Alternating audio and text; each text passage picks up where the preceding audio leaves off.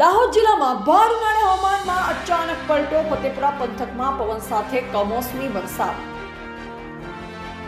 દાહોદ જિલ્લામાં ભર ઉનાળાના સમયમાં અચાનક હવામાનમાં મોટો પલટો નોંધાયો છે. જિલ્લામાં આકાશ કાળા ડિબાંગ વાદળોથી છવાઈ જતા વાતાવરણમાં એકાએક ફેરફાર જોવા મળ્યો છે. ખાસ કરી ફતેપુરા પંથકમાં ભારે પવન અને વાવાઝોડા સાથે કમોસમી વરસાદી ઝાપટા પડતા સમગ્ર વિસ્તાર ઠંડકમય બન્યો છે. હવામાન વિભાગ દ્વારા અગાઉ આપવામાં આવેલી આગાહી મુજબ રાજ્યના વિવિધ જિલ્લાઓ સાથે દાહોદ જિલ્લામાં પણ પવન સાથે વરસાદની શક્યતા વ્યક્ત કરવામાં આવી હતી, જે હાલ સાચી સાબિત થઈ રહી છે. ગરમીથી ત્રસ્ત બનેલ લોકો માટે આ માવઠું રાહતરૂપ સાબિત થયું છે. વાતાવરણમાં ઠંડક પ્રસરી જતા લોકોને આકરી ગરમીમાંથી મોટો રાહત અનુભવાઈ રહ્યો છે.